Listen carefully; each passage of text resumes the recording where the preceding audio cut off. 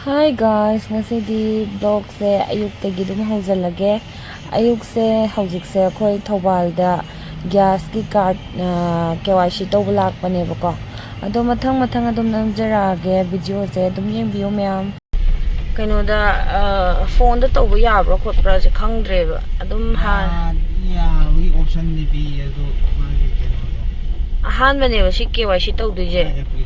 Aduduna kitang wal ada gari ang uwam kami siya sa idan KYC tawthoke na la hangage ba kamay tawbo no han kaino dagi phone dagi kaino tawraga book tawraga lawba khotpa je handak sina ahamba odine ba hanadi amta tawde ba sumaina book dagi di lawraga ne phone da book tawra khotlaga lawbo handak na han bane ba aduna KYC tawona hare adudugi tawge na lakpa ne ba ko yaure amoga ibani lakpa ne Lon graba yengo hape hango yaurak paga lon graba kanam ta lola male thole lola hai bra lola chakraba hojikidune labado pung ahum adai da hangi ide pung 12 bo khak hangum tawbani aslolam dong male hai doina demand yam pai leite simena order je lising ahum he leire duga simena sani yang khai lakwa gari dai tha jing de loi hora ba simento Tapi ya da ba sida ne numi mangani musura ba simen lai ta bai thong lo li ne thaba khara chathar ala ba pai lai te horen amuk lak ta bani na tra ahum makhai dai lak ya ani rak thwe thabak se nang walking he khalak pai du phalok chana ma ju khadau san babu gi dukan yok sal lak la mai auto je mai ro si kaino ji jo jito ji jo DI di leite ba mai simen mem dai ji di ngasi thai ma le si jo Thawal ning thau jaga yaura koi ri lak ta sai guys ok le sa ji ngasi da dui planning de lak pani guys oh ki planning de la ira apa bio game opposite da adai da yon ban apa bio ju yon gum taw ban amu moi gi dai dai chatharage na to asai bok thawdaru je na thawdara aba yam phajari scenery guys angang oringe de class 10 bok ti sai je dum chachara mi ne khon o koi laura halak to re khoi Pabi oi degi Pabi oi dada oi degi Pabi ya na yum je lakning brai yengu tere kano degi Pabi oi degi lok pa ok to ngasi di thongani maroi mapang sida kara seme alu je macha je mapum macha je ahum hapjan gar okse kilo ma khitang hele chamri ga yang khai bi hai do chongwa ge do mon jan hale bako ado thonga ge photo khidoi ni han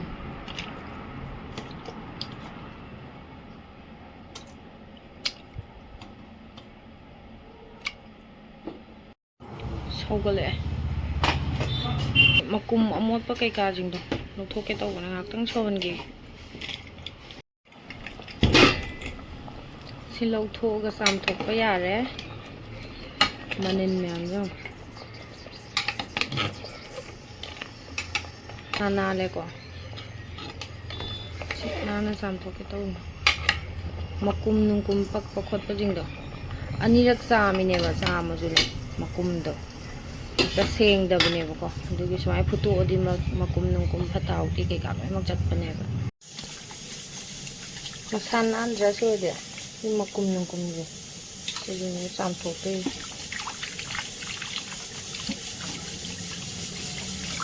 ꯐꯨꯠꯄꯩ ꯃꯍꯤꯗꯣ ꯍꯩꯗꯣꯛꯈ꯭ꯔꯕꯅꯦꯕꯀꯣ ꯑꯅꯤꯔꯛ ꯁꯨꯕꯒꯤ ꯆꯥꯝꯕꯅꯦ ꯁꯤ ꯍꯥꯞꯆꯜꯂꯒ ꯊꯣꯡꯕ ꯍꯧꯕ ꯌꯥꯔꯦ ꯁꯤꯠ ꯅꯥꯟ ꯆꯥꯝꯊꯣꯛꯑꯦ ꯁꯤ ꯂꯩꯔꯦ ꯃꯔꯣꯏ ꯃꯄꯥꯡ ꯀꯩꯀꯥ ꯂꯣꯏ ꯁꯨꯕ ꯂꯣꯏꯔꯦ ꯁꯦꯝꯕ ꯂꯣꯏꯔꯦ ꯑꯗꯨ ꯊꯣꯡꯕ ꯍꯧꯔꯒꯦ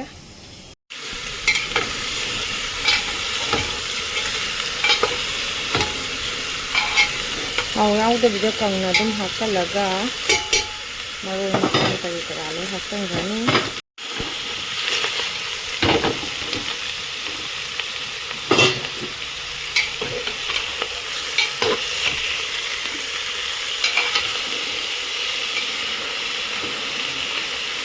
ꯇꯤꯜꯍꯧ ꯆꯅꯝꯒꯤ ꯃꯅꯝ ꯈꯔ ꯆꯪꯕ ꯍꯧꯔꯛꯑꯦ ꯖꯤꯔꯥ ꯅꯨꯡꯂꯥ ꯕ꯭ꯂꯦꯛ ꯄꯦꯄꯔ ꯀꯩꯀꯥ ꯍꯥꯞꯆꯜꯂꯒꯦ ꯃꯔꯨ ꯃꯔꯥꯡ ꯀꯩꯀꯥꯁꯦ ꯃꯆꯨ ꯍꯥꯞꯄꯦ ꯁꯤꯗꯅ ꯃꯣꯔꯣꯛꯇꯣ ꯑꯩꯅ ꯃꯆꯨ ꯐꯖꯅ ꯇꯥꯎꯔꯒ ꯖꯤꯔꯥꯒ ꯁꯨꯔꯒꯦ ꯁꯤ ꯂꯩꯔꯦ ꯖꯤꯔꯥ ꯑꯁꯨꯕꯒ ꯃꯣꯔꯣꯛ ꯇꯥꯎꯔꯒ ꯁꯨꯕꯗꯨꯅ ꯍꯦꯟꯅ ꯃꯆꯨ ꯐꯖꯩꯌꯦꯕ ꯏꯟꯁꯥꯡꯗ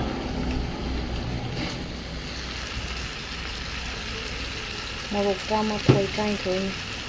ꯃꯣꯔꯣꯛꯇꯣ ꯌꯥꯝ ꯀꯟꯅ ꯆꯥꯕ ꯌꯥꯗꯦ ꯍꯥꯏꯌꯦꯕꯀꯣ ꯑꯩ ꯑꯗꯨꯒꯤ ꯌꯥꯝ ꯀꯟꯅ ꯍꯥꯞꯄ ꯌꯥꯗꯕ ꯍꯧꯖꯤꯛꯇꯤ ꯃꯍꯤ ꯍꯥꯞꯄꯒ ꯀꯥꯝꯕ ꯍꯧꯕ ꯌꯥꯔꯦ ꯃꯣꯔꯣꯛ ꯁꯨꯔꯝꯕꯗꯣ ꯁꯤꯗ ꯍꯩꯖꯜꯂꯒꯦ ꯁꯤꯗ 13-14 10ꯂꯛꯀꯤ ꯆꯥꯡ ꯀꯥꯝꯕꯅꯤ ꯃꯆꯜ ꯈꯔ ꯍꯥꯞꯍꯧꯔꯅꯤ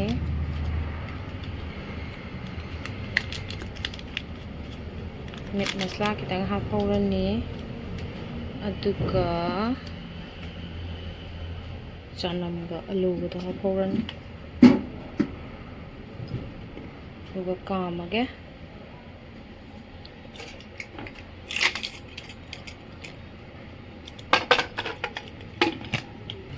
ꯁꯤ ꯀꯥꯝꯃꯒꯦ 13-14 10ꯂꯛꯀꯤ ꯆꯥꯡ ꯀꯥꯝꯕꯅꯤ ꯑꯃꯨꯛꯇꯪ ꯀꯥꯝꯃꯒ ꯁꯠꯇꯣꯛꯑꯒꯦ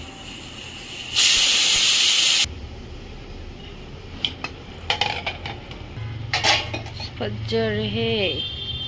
ꯑꯃꯨꯛꯀ ꯊꯥꯒꯠꯂꯒꯦ ꯐꯖꯅ ꯃꯨꯜꯂꯦꯀꯣ ꯁꯤꯁꯦ ꯆꯅꯝꯒꯥꯁꯦ ꯂꯥꯎ ꯑꯗꯨꯗꯤ ꯃꯔꯣꯏꯁꯦ ꯍꯥꯞꯆꯜꯂꯒꯦ ꯃꯔꯣꯏꯁꯦ ꯍꯥꯞꯆꯟꯕꯒ ꯀꯪꯍꯟꯕꯒ ꯆꯞ ꯆꯥꯟꯅꯔꯅꯤ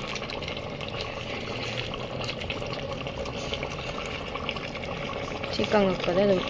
ꯃꯔꯣꯏꯁꯤꯅ ꯃꯨꯜꯂꯛꯄꯗ ꯑꯗꯨꯝ ꯀꯪꯉꯛꯄꯒ ꯆꯞ ꯆꯥꯟꯅꯔꯅꯤ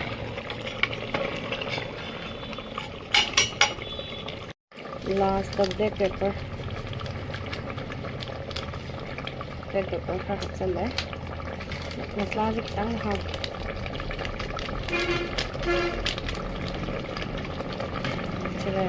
ꯂꯣꯏꯁꯜꯂꯒꯦ ꯆꯞ ꯆꯥꯔꯦ ꯑꯩꯅ ꯆꯥꯅꯤꯡꯕ ꯃꯑꯣꯡꯗꯣ ꯇꯥꯔꯦꯕꯀꯣ ꯑꯁ ꯅꯥꯔꯦꯗꯀꯣ ꯃꯣꯏꯅ ꯑꯣꯛ ꯊꯣꯡ ꯆꯥꯕ ꯑꯩꯅ ꯆꯥꯅꯤꯡꯗꯅ ꯉꯥꯎꯕꯁꯦ ꯑꯩꯅ ꯉꯁꯤꯗꯤ ꯆꯥꯔꯒꯦ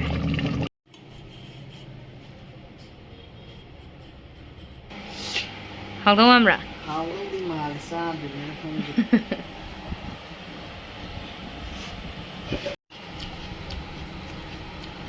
ꯇꯦꯁ ꯇꯧꯅꯦ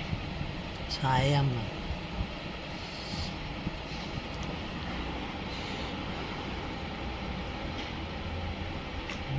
ꯍꯥꯎꯕ꯭ꯔꯥ? ꯐꯔꯦ ꯆꯥꯔꯒꯦ ꯑꯗꯨꯗꯤ ꯑꯗꯨꯕꯣ ꯕꯣꯏ ꯍꯥꯏꯌꯣ ꯕꯣꯛꯁ ꯑꯣ ꯒꯥꯔꯤ ꯌꯦꯛꯏꯔꯣ ꯑꯣ ꯒꯥꯔꯤ ꯍꯥꯏꯖꯗꯣꯏꯅꯤꯅꯦ ꯑꯣ ꯁꯤ ꯂꯩ ꯆꯠꯄꯗꯔꯕ ꯃꯥꯅ ꯁꯤ ꯂꯩꯔꯛꯏꯁꯦ ꯌꯦꯡꯉꯨꯅꯦꯁꯤꯕꯣ ꯃꯕꯣꯡꯅ ꯕꯖꯥꯔꯗ ꯕꯣꯏꯁꯦ ꯂꯩꯌꯣ ꯍꯥꯏꯅ ꯃꯣꯏ ꯀꯩꯅꯣ ꯚꯦꯟ ꯗ꯭ꯔꯥꯏꯚꯔꯅ ꯍꯥꯏꯔꯛꯑꯦꯅ ꯃꯣꯏ ꯃꯤꯁ ꯍꯣꯏꯅ ꯍꯥꯏꯔꯛꯄꯒꯤ ꯂꯩ ꯆꯠꯄꯗ ꯁꯤ ꯒꯥꯔꯤꯁꯦ ꯂꯩꯔ ꯂꯥꯛꯑꯦ ꯁꯤꯅꯦ ꯇꯧꯔꯤꯁꯦ ꯌꯦꯡꯉꯨꯅꯦ ꯗꯤꯌꯥꯏ ꯅꯠꯇꯦ ꯀꯔꯤ ꯒꯥꯔꯤꯅꯣ ꯈꯪꯗꯦ ꯇ꯭ꯔꯛ ꯊꯥꯏꯁꯤꯗꯤ ꯃꯣꯟꯁꯇꯔ ꯇ꯭ꯔꯛ ꯊꯥꯏ ꯍꯌꯦꯡꯗꯩ ꯁꯤ ꯂꯩꯔꯗꯣꯏꯅꯣꯅ ꯈꯣꯛꯑꯣ ꯈꯣꯛꯀꯦ ꯅꯃꯥꯕꯣꯝ ꯌꯥꯝ ꯆꯥꯅ ꯂꯩꯍꯜꯂꯩꯅꯨ ꯊꯛꯆꯤꯟ ꯂꯩꯍꯟꯗꯣꯏꯅꯤꯅ ꯅꯉꯣꯟꯗ ꯑꯉꯥꯡꯁꯦ ꯃꯁꯥ ꯍꯛꯄꯅꯤꯅ ꯁꯣꯛꯀꯅꯤ ꯈꯣꯠꯀꯅꯤꯅ Tauruno mamai molomne ayo da tai namne ayo ora mama da piro se tairage poro tairage mama tairage poro mama taira jira se hapage poro toilet sangre tin bala ini ani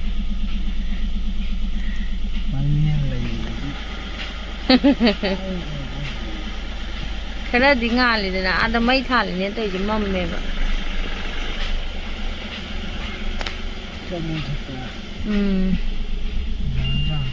ya ko he gate yogi jana bye bye aije hojikse Echa Nupagi excursion chappada punaba yen thongbigena semi bako hayeng pung taruk makhai dagi school dai thokane hayabako aduna pung 5 makhai nangnaba poro hay aduna hojik thongdok piraga fridge ta hapchan biragena sem sari ne sina aigi chomput phutnabane sita torbot ne bako sina khoi yumda panba mairen ne khaira me tamona ai semage champut nungput injang napi kai ka thongnaba selere champut tuna sida mairen ga torbot ka champut kamage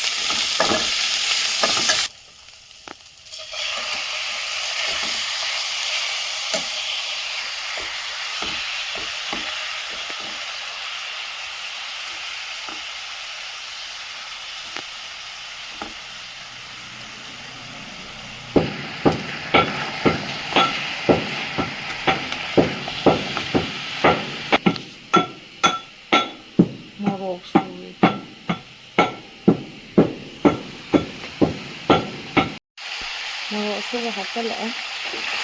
morok mati packet ama hakla ko jadi kunjal laga ngapang ngawar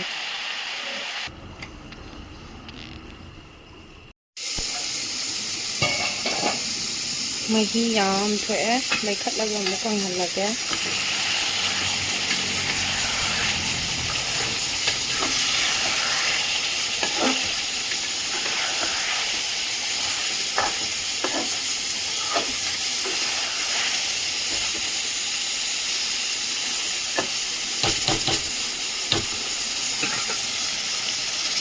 lage duna chicken masala kitang hapsan duga meat masala nama rokhe khadarage ini sama rogi manam nang changhan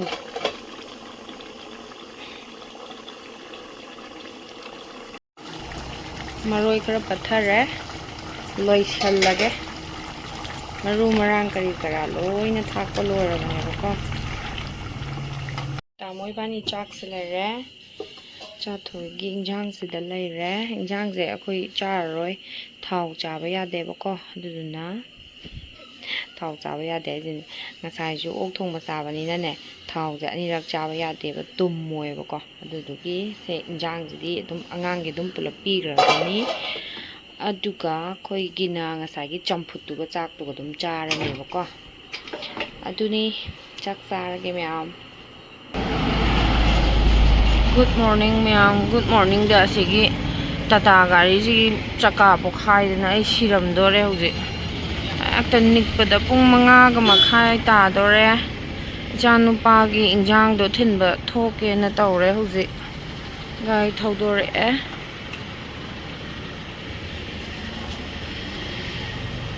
dispo glass ka hapoye power bank ubire dore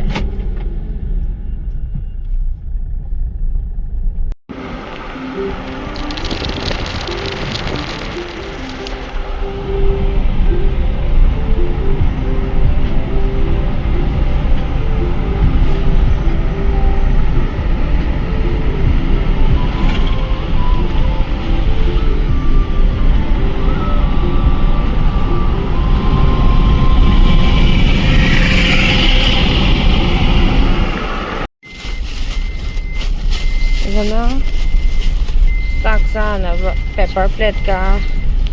Koko ꯀꯣꯂꯥꯒ ꯂꯧꯈ꯭ꯔꯦ paper ꯄ꯭ꯂꯦꯠꯁꯦ ꯌꯥꯝꯃꯜꯂꯦ ꯃꯥꯅ piece 9-10ꯃꯨꯛ ꯍꯥꯞꯄꯛꯑꯣ ꯍꯥꯏꯕꯅꯦ piece 10 ꯍꯥꯞꯄꯤꯔꯦ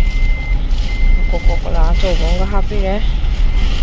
sprite ꯂꯧꯔꯣ ꯍꯥꯏꯕꯅꯤ Coca Cola ꯑꯣꯏꯅ ꯂꯧꯔꯦ ꯁꯄ꯭ꯔꯥꯏꯠꯇꯣ ꯃꯆꯥꯈꯛ ꯉꯥꯏꯍꯧꯕ ꯑꯆꯧꯕ ꯂꯩꯍꯧꯗꯕ ꯉꯟꯕꯒꯤ ꯗꯨꯀꯥꯟꯁꯦ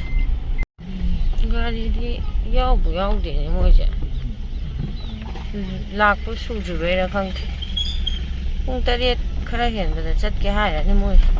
ꯒꯥꯔꯤ ꯂꯥꯛꯄ ꯍꯧꯗ ꯉꯥꯏꯔ ꯅꯠꯇ꯭ꯔꯒꯅ ꯌꯥꯝꯗꯕꯩꯔꯥ ꯈꯪꯗꯦ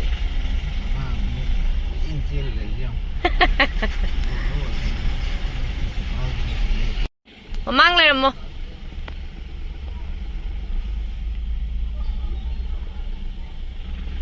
ꯃꯌꯦꯛ ꯌꯥꯝ ꯁꯦꯡꯗꯦꯅꯕ ꯀꯩꯒꯤꯅꯣ ꯈꯪꯗꯦ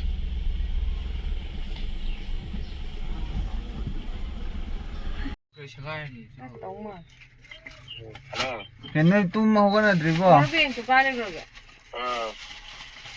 ꯄꯨꯡ ꯀꯌꯥꯗ ꯍꯧꯒꯠꯂ ꯂꯥꯛꯇꯣꯏꯕ ꯗꯨꯀꯥꯟꯗ ꯍꯧꯒꯠꯂꯣ ꯑꯩ ꯀꯛꯆꯤꯡꯗ ꯂꯩ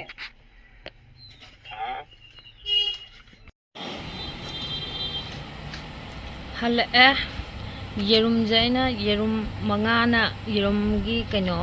ꯕꯨꯖꯤꯌꯥ ꯇꯧꯔꯦ ꯑꯗꯨꯗꯨꯒ ꯗ꯭ꯔꯥꯒꯟ ꯐ꯭ꯔꯨꯠ ꯑꯃ ꯀꯛꯑꯦ